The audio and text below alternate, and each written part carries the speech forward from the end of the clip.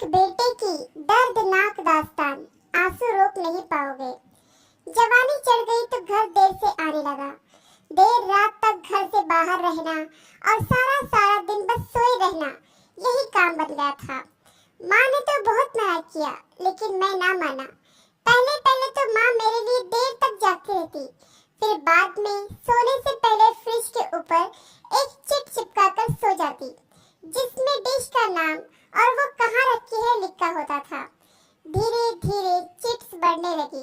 गंदे कपड़े कहाँ रखने हैं और साफ कपड़े कहाँ रखे हैं, यह भी लिखने लगी।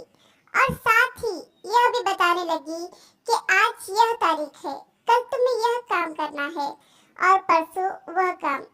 बहुत सालों तक बस यही चलता रहा। एक दिन मैं रात देर से घर आया, बहुत थका हुआ था। फ्रिज पर चिट लगी हुई थी, लेकिन बिना पढ़े ही सो गया। सोचा वही रोज की बातें होगी। सुबह काम वाली मासी की जोरदार चीख से आँख खुली। वह दौड़ते हुए मेरे कमरे में आई। उनकी आंखों में आंसू थे। उन्होंने मुझे वह खबर सुनाई जो मेरी दुनिया उजाड़ने वाली थी। मासी ने रोते हुए कहा, बेटा अब तुम्हारी माँ इस दुनिया में नहीं रही। यह खबर सुनने के बाद मानो मेरे पैरों तले से जमीन ही सरक गई। वह खबर नहीं थी, मेरी जिंदगी में आया हुआ सबसे बड़ा तूफान था। एक पल के लिए ऐसा लगा कि कहीं माँ से मेरे साथ कोई मजाक तो नहीं कर रही। ऐसा कैसे हो सकता है? मेरी माँ अचानक मुझे ऐसे छोड़कर कैसे जा सकती है? मैंने तो अभी तक माँ से ठीक से बातें भी नहीं की। अभी तो मैंने माँ के लिए यह करना था, वह करना था। अभी उनकी ख्वाहिशों को पूरा करना था। अभी तो उन्हें यह बताना था कि मैं सुधर गया हूँ और अब मैं रात घर देर से नहीं आऊंगा। ऐसे कैसे माँ अपनी अधूरी ख्वाहिशों को दिल में लिए दुनिया से जा सकती है? मेरा सर चकराने लगा। मैंने मासी से कहा, आप झूठ बोल रही है ना?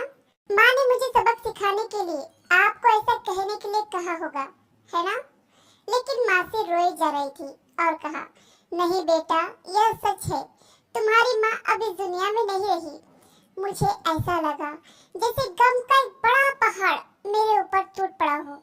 मैं दौड़ते हुए, गिरते संभलते माँ के कमरे में पहुंचा तो देखा माँ गहरी नींद सो चुकी थी। मैंने आवाज दी, मगर उसने मुझे बेटा ही नहीं कहा। मैंने कहा भी, ए माँ, चलो उठो ना, ऐसा भी कोई मजाक करता है क्या? मगर माँ ने कोई जवाब नहीं दिया। उस समय मेरे दिल का जो हाल था, यह वही समझ सकता है जिसकी माँ अब इस दुनिया में नहीं है, या वह जो अपनी माँ से बहुत प्यार करता हो। माँ के अंतिम संस्कार के बाद मैं घर आया। माँ के जाने के बाद मैं अपने सुने घर को देखता रहा। घर काटने को दौड़ रहा था। फिर मुझे ऐसा लग रहा था कि जैसे मेरी माँ मुझे आवाजें दे रही हो। फिर पता नहीं कैसे मुझे अचानक याद आया कि कल रात माँ ने मेरे लिए फ्रिज पर एक चिट छोड़ी थी। मैं तुरंत रसोई घर की तरफ दौड़ा और उस चिट को हाथ में लेकर पढ़ने लगा। वह चिट पढ़ने के बाद मैं अपने आप को जिंदगी भर माफ नहीं कर पाऊंगा। उसमें मेरी माँ ने लिखा था, बेटा, आज मेरी तबीयत थोड़ी ठीक नहीं लग रही है। मैं बहुत देर से तुम्हारा इंतजार कर रही थी, लेकिन तुम आए नहीं। मैं सोने जा रही हूँ। जब तुम आ जाओ तो मुझे जगा देना और जरा मुझे अस्पताल ले चलना। माँ की चिट पढ़ने के बाद मैं बहुत रोया। मुझे क्या पता था कि मेरी माँ सुबह उठेगी ही नहीं।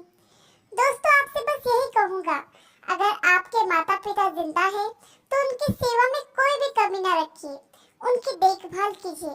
कहीं ऐसा न हो कि आपको अपनी गलती की सजा जिंदगी भर भुगतनी पड़े। मैं चाह कर भी यह नहीं भूल सकता कि मेरी लापरवाही ने मेरी माँ की जान ली है। आशा करती हूँ कि कहानी आपको पसंद आई होगी। इस कहानी पर आपकी क्या राय है, हमें कमेंट करके जरूर बताइए। कहानी पसंद आई तो लाइक और शेयर करना बिल्कुल भी ना भूलिए, और चैनल पर नए हो तो चैनल को सब्सक्राइब जरूर कीजिए। कहानी सुनने के लिए आपका बहुत बहुत धन्यवाद।